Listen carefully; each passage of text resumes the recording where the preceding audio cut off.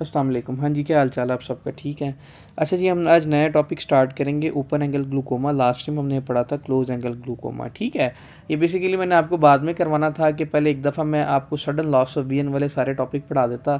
इसके अंदर gradual loss of vision होती है कि Aahista Aahista loss of vision होती है, एकदम से नहीं होती। ठीक है। क्लोज के अंदर क्या होती थी, जिसका एक्यूट कंजस्टिव ग्लूकोमा वाला पेशेंट आता था उसके अंदर क्या होती थी, यूनिलेटरल होती थी और सडन होती थी। लेकिन इसके अंदर क्या होती है, with the passage of time slowly slowly slowly, जिसको हम क्या बोलते हैं, ग्रेजुअली लॉस ऑफ विजन होती है इस पेशेंट के अंदर। ठीक है, ये इसका डिफरेंशियल है, याद रखना कि अगर आपसे कोई पूछे ना कि ओपन एंगल ग्लूकोमा और इसके अंदर क्लोज एंगल के अंदर क्या डिफरेंस है, आपने बताना इसके अंदर ग्रेजुअली लॉस ऑफ विजन होती है, और जो आपका बच्चों वो है एक्यूट कंजस्टिव ग्लूकोमा है उसके अंदर आपने बताना है ये क्लोज एंगल ग्लूकोमा है, उसके अंदर क्या होती है, सडन होती है। ठीक है, यहाँ पे एक डिफरेंशियल लिख लें, ये सडन होती है कौन सी, क्लोज वाली, और जो आपकी ओपन वाली है वो क्या होती है, ग्रेजुअली लॉस ऑफ विजन होती है। ठीक है, नंबर वन इंपॉर्टेंट पॉइंट। फिर आपने दूसरी यहाँ पे ये बात बतानी है कि जो आपका क्लोज एंगल ग्लूकोमा की एक टाइप थी एक्यूट कंजस्टिव ग्लूकोमा, जो मैं बड़ी डिटेल में पढ़ी थी, उसके अंदर क्या होती थी, हमारी यूनिलेटरल आई की इन्वॉल्वमेंट होती थी, सिर्फ एक साइड की आंख इन्वॉल्व होती थी। लेकिन जो हमारे पास ओपन एंगल ग्लूकोमा आपने बताना है इसके अंदर बाईलेटरल होती है। ठीक है, दोनों साइड की आंखें इन्वॉल्व होती हैं। ये भी पेनफुल होता है, आपने बताना है जी ये भी पेनफुल होता है। फिर आपने बताना है जी इसके अंदर क्या होता है, इसके अंदर भी रेड आई होती है। फिर इसके अंदर बताना है जी इसके अंदर भी रेड आई होती है। ठीक है, ये बाकी दो चीज़ें सेम थी। अब जब भी क्वेश्चन आएगा एग्जामिनर आपको बताएगा ग्रेजुअल लॉस ऑफ विजन है, बायलेटरल है, पेनफुल और रेड आई है, what is most likely diagnosis, आपने बताना ओपन एंगल ग्लूकोमा की बात कर रहा है। ठीक है, अगर एग्जामिनर पूछे सडन यूनिलेटरल पेनफुल रेड आई है, फिर आपने क्या बताना है कि इसके अंदर क्या है, अब ये क्लोज एंगल ग्लूकोमा की बात करें। ऑल दो और डिजीज़ के अंदर भी यही सेम क्लिनिकल फीचर हो सकते हैं। जब हम आगे इसको मजीद ओपन एंगल ग्लूकोमा को भी थोड़ी देर बाद डिस्कस करेंगे ना, आपको पता चल जाएगा कि इसके अंदर और क्या क्या चीज़ें हमने देखनी है, पता चल जाएगा आपको। ठीक है, आप इजीली क्वेश्चन पिक कर लेंगे। अच्छा, अब बात करते हैं ओपन एंगल ग्लूकोमा की। जब भी आपने ओपन एंगल ग्लूकोमा की बात करनी ना, ओपन एंगल ग्लूकोमा की बात करनी है, आपने सबसे पहले इसके अंदर बताना है कि बाईलेटरल दोनों आंखें इसके अंदर इन्वॉल्व होती हैं, नंबर वन। फिर आपने बताना है कि 60 साल के बाद जाके पेशेंट के अंदर होता है। फिर आपने बताना है ये किसी ना किसी डी जनरेटिव डिसऑर्डर की वजह से हो सकता है। अब डी जनरेटिव डिसऑर्डर कौन से होते हैं, ओस्टियो आर्थराइटिस हो सकता है, रिमेटॉइड आर्थराइटिस हो सकता है, अल्जीमर डिजीज़ हो सकता है, पार्किंसन डिजीज़ हो सकता है। मतलब आपका अपना इम्यून सिस्टम आपकी बॉडी पे अटैक कर रहा है। जब अपना इम्यून सिस्टम आपकी बॉडी में अटैक करेगा, डी जनरेटिव डिजीज़ करेगा, उसने साथ एक ये भी काम करना है कि जो आपकी आई के अंदर जो ट्रेबिकुलर मेशवर्क है, हमने पढ़ा था ना बच्चों की, इसके अंदर क्या होती थी, जब मैंने आपको क्लोज एंगल ग्लूकोमा वाली वीडियो वहाँ पे मैंने अपलोड की है, मैंने आपको तब भी इनका डिफरेंशियल लिखवा दी था कि ट्रेबिकुलर मेशवर्क किसके अंदर क्या हो जाती है, फाइब्रोसिस हो जाती है, स्क्लेरोसिस हो जाती है, हार्डनिंग हो जाती है। तो मुझे ये बताएं कि जो उसका एक्वस ह्यूमर है वो ड्रेन कर सकेगा, नहीं करेगा, तो इसके अंदर इंट्राओकुलर प्रेशर इंक्रीज नहीं कर देगा। आपने बताना है जिसके अंदर इंट्राओकुलर प्रेशर इंक्रीज कर देगा। अभी इसको डिटेल में डिस्कस करते हैं इसकी सारी पैथोजेनेसिस को। अभी थोड़ा सा ना आपको जो मेन चीज़ें जो पता होनी चाहिए शुरू में, मैं आपको सिर्फ वो बता रहा हूँ। ठीक है, अच्छा, मैंने अभी आपको क्या बताया, बायलेटरल होती है, 60 से एज ज़्यादा होती है, होती कि वो आपने बताना किसी ना किसी डी जनरेटिव डिजीज़ की वजह से हो सकती है। अब डी जनरेटिव डिजीज़ भी क्या करेगी, आपने बताना जो ट्रेबिकुलर मेशवर्क था ना, उसकी जगह इसने क्या करवा देनी थी, हार्डनिंग करवा देनी और स्क्लेरोसिस करवा देनी है इसने। ठीक है, अब इंट्राओक्युलर प्रेशर ड्रेन नहीं करेगा, बढ़ जाएगा। आगे चलते हैं जी, इंपॉर्टेंट पॉइंट। एग्जामिनर जब भी मेंशन करेगा ना, वो बताएगा कि इंट्राओक्युलर प्रेशर इसका कितना है, 21 मिलीमीटर मर्करी से ज़्यादा है। ठीक है, बहुत ज़्यादा रेज नहीं होगा। आपने बताना है कि इसके अंदर बस ठीक है 20 से 40 के दरमियान इसकी रेंज होगी। इसका बहुत ज़्यादा क्या होगा, लेवल इंक्रीज नहीं होगा इंट्राओक्युलर प्रेशर का। फिर आपने बताना है कि ओपन एंगल ग्लूकोमा आपकी क्रोनिक डिजीज़ है। ठीक है, एकदम से नहीं होती, पहले इन्फ्लामेशन होती है, फिर फाइब्रोसिस होती है, फिर उसकी स्क्लेरोसिस होती है, इसलिए क्या है ये आपकी क्रोनिक डिजीज़ है। ये सारी इसकी जो मोटी मोटी इंपॉर्टेंट बातें हैं ये आपको पता होनी चाहिए। अच्छा, अब हमारे पास पेशेंट आएगा कैसे, पेशेंट हमारे पास ऐसे आएगा, उसकी क्या क्या क्लिनिकल फीचर होंगे। उसके क्लिनिकल फीचर ये होंगे कि उस पेशेंट के अंदर आपने बताना है कि gradual loss of vision, very important point ये आपको पता होनी चाहिए, ग्रेजुअल लॉस ऑफ विजन एक इंपॉर्टेंट पॉइंट ये। फिर इसके लीस्ट इंपॉर्टेंट जो फीचर है वो कौन सा है, इसके अंदर फोटोफोबिया होगा। फिर इसके अंदर आपने बताना है इसके अंदर लैक्रिमेशन होगी।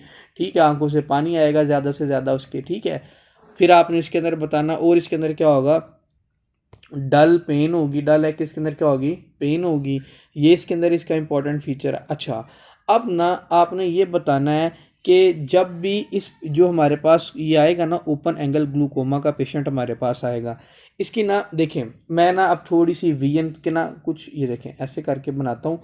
मैंने जो लास्ट टाइम डायग्राम बनाई थी उसको भी बेशक पास खोल के रख लीजिएगा, मैं आपको बैक करके एक दफ़ा वो भी अभी दिखा दूंगा।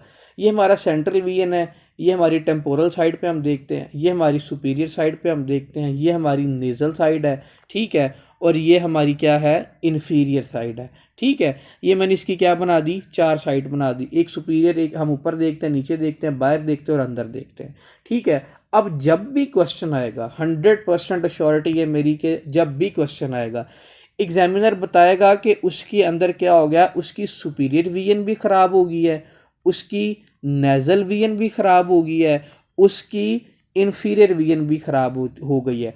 मतलब कि उसको आहिस्ता आहिस्ता ऊपर भी सही तरह दिखाई नहीं दे रहा, उसके बाद उसको नेज़ल साइड पे भी सही तरह नज़र नहीं आ रहा, उसके बाद उसको नीचे वाली साइड पे नज़र नहीं आ गया। तो पीछे हमारे पास बच्चों कौन सी दो बच गई हैं, एक बच गई है सेंट्रल और एक बच गई है temporal. Very important point, examiner जब भी लिखेगा वो ये बताएगा इसके अंदर लॉस ऑफ सुपीरियर और नेजल विजन है, उसने फिर साथ ये बताना है कि उसको सिर्फ सेंटर पे और उसकी टेम्पोरल रीजन पे नज़र आ रहा है, ठीक है, टेम्पोरल साइड पे नज़र आ रहा है, ना उसको ऊपर नज़र आ रहा है, ना साइड पे नज़र आ रहा है, ना इन्फीरियर साइड पे नज़र आ रहा है, ना ऊपर नीचे ना साइड पे। ये तीनों विजन इसके अंदर क्या है, इंटैक्ट है, ठीक है। कौन कौन सी इंटैक्ट है हमारे पास, एक मैंने आपको बता दी सुपीरियर विजन बता दी, दूसरी मैंने आपको क्या बता दी, नेजल विजन बता दी, तीसरी मैंने आपको क्या बताई बच्चों, इसके अंदर इन्फीरियर विजन, ठीक है। इन तीनों जगहों पे पेशेंट को नज़र नहीं आ रहा, नज़र सिर्फ आ रहा है किस जगह पे, यहाँ पे ये चीज़ें सारी कम नज़र आ रही हैं एज़ कम्पेयर टू सेंट्रल और टेम्पोरल, ठीक है। इन जगहों पे नज़र अच्छी तरह आ रहा है, यहाँ पे Aahista Aahista loss of vision start होगी। वेरी इंपॉर्टेंट पॉइंट, एग्जामिनर बताएगा कि जो आपकी टेम्पोरल है और विजन ये सेंट्रल है ये आपकी नॉर्मल है, जो आपकी क्या कौन कौन सी है, सुपीरियर है, उसके बाद नेज़ल है और इन्फीरियर है, यहाँ पे नज़र सही तरह नहीं आ रहा।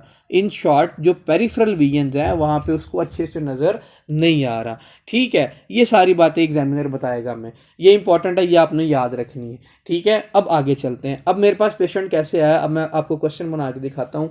अ 65-year-old male come to the emergency department with the history of bilateral painful red eye. On further investigation he cannot seen on the superior nasal and inferior side. What is most likely diagnosis? तो आपने बताना इस patient के अंदर क्या है, अब open angle glaucoma हो चुका है क्योंकि उसको सेंट्रल और किधर नज़र आ रहा है, टेम्पोरल रीजन पे।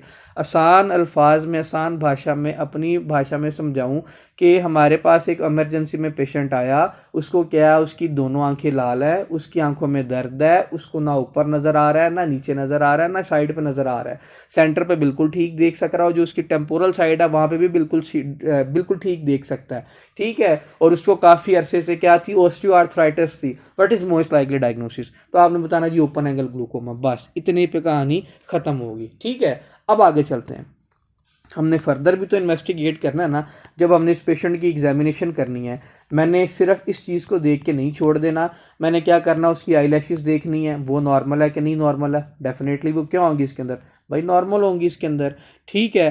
फिर क्या देखना है जी, आईलिड देखना है इस पेशेंट का, वो भी क्या होगा इसके अंदर, नॉर्मल होगी। हर चीज़ इसके अंदर नॉर्मल होगी सिवाय किसके, आपके ट्रेबिकुलर मैश वर्क के, बाकी सारी चीज़ें नॉर्मल। आपसे पूछा जाए लेंस, इसका लेंस इन्वॉल्व होगा, आपने बताना नहीं जी वो भी नॉर्मल होगा। अगर आईलिड का पूछा जाए, आपने बताना है वो भी नॉर्मल है। आई लैशेस का पूछा जाए, आपने बताना है वो भी नॉर्मल है। आपसे पूछा जाए एंटीरियर चैम्बर का, अगर एंटीरियर चैम्बर में कोई मसला तो नहीं है इसके, नहीं जी वो भी नॉर्मल है, एंटीरियर चैम्बर का तो काम ही नहीं है, मसला तो ट्रेबिकुलर मैश वर्क में आ रहा है, ठीक है। ये सारी चीज़ें हमें क्या मिलेगी, नॉर्मल मिलेगी।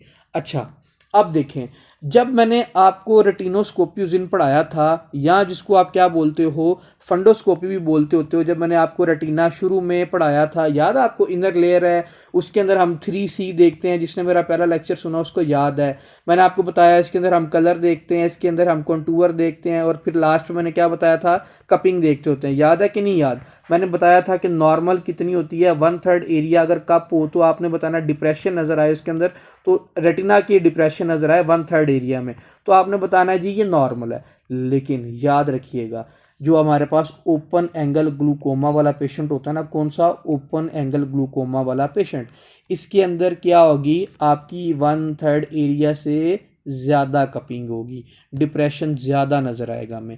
ठीक है, नंबर 1 इंपॉर्टेंट पॉइंट, एग्जामिनेशन पे जब हमने फंडोस्कोपी की हमें ये नज़र आया। उसके बाद अगर हमसे पूछा जाए इन्वेस्टिगेशन ऑफ चॉइस इसके अंदर कौन सा है, शाबाश, मैंने आपको एक टेस्ट वहाँ पे बताया था, कौन सा था भला? वो शॉइड्स टोनोमीट्री टेस्ट करते हैं। हमने क्या करना है इसके अंदर, इसका इंट्राओक्यूलर प्रेशर को चेक करना है। ठीक है, ये इसके अंदर क्या था, इन्वेस्टिगेशन ऑफ चॉइस था, डायग्नोस्टिक था, कंफर्म भी हमें यही करता है। अच्छा, अब मुझे पता चल गया है कि इस पेशेंट के अंदर क्या है, इसको ओपन एंगल ग्लूकोम है। अब मैंने इसको ट्रीट कैसे करना है, कौन कौन सी ऐसी चीज़ें हैं जी, मैं इसको रूल आउट करूँगा, कैसे मैं इसको ट्रीट करूँगा।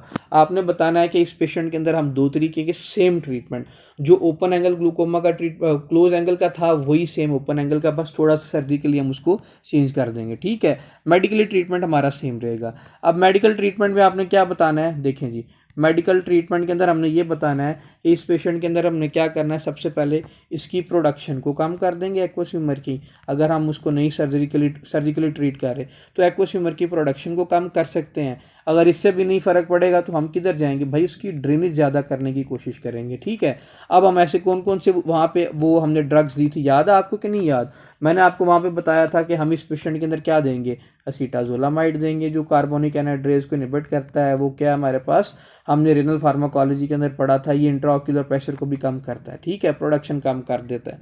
असीटाजोलामाइड देंगे। अगर आपसे पूछी जाए कि टॉपिकल क्या देंगे, आंखों में डायरेक्ट क्या डालेंगे, तो आपने बताना है जी हम उसके अंदर बीटा ब्लॉकर डालेंगे, वो भी कौन सी, टीमोलोल डालेंगे। ठीक है, क्या डालेंगे, टीमोलोल। अगर इससे भी फर्क ना पड़ा तो आपने बताना है क्या देना है, बिटॉक्सोलोल भी इसके अंदर हम दे सकते हैं। ठीक है, बिटॉक्सोलोल या टीमोलोल हम इस पेशेंट के अंदर देंगे। अच्छा, अब हम बात करते हैं जी हमने इसकी ड्रेनेज कैसे इंक्रीज़ करनी है। ड्रेनेज ऐसे इंक्रीज़ करनी है, हम इसके अंदर क्या देंगे, मैंने आपको वहाँ पे भी बताया था, मैनिटोल बताया था पिछली वीडियो में, बेशक ट्रीटमेंट देख लें, ये भी सेम है। फिर उसके बाद मैंने आपको क्या बताया था, हम इस पेशेंट के अंदर पिलोकार्पिन भी देंगे, पिलोकार्पिन भी दे सकते हैं। ठीक है, फिर मैंने आपको बताया इसके अंदर एड्रेनलिन भी दे सकते हैं, या हम इसके अंदर प्रोस्टाग्लैंडिन भी दे सकते हैं। पिलोकार्पिन क्यों देंगे इसके अंदर, शाबाश, मैंने आपको वहाँ पे कंप्लीट सारी डिटेल बताई थी।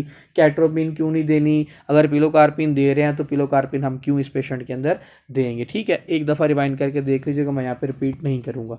आगे चलते हैं जी सर्जिकल ट्रीटमेंट के अंदर। सर्जिकल ट्रीटमेंट इसका डेफिनेटिव ट्रीटमेंट है। वहाँ पे मैंने आपको ये बताया था कि हम इस पेशेंट के अंदर क्या करते हैं, बटन होल इरिडोटमी कर देते हैं। मैंने आपको ये बताया था ना, वहाँ पे तो आरएस का मसला आ रहा था, या हम उसके अंदर लेज़र करके, उसकी लेज़र ऑर्गन करके ट्रेबिकुलेटमी कर देते हैं। मैंने आपको इरिडियोटमी सॉरी वहाँ पे मैंने आपको बताया था।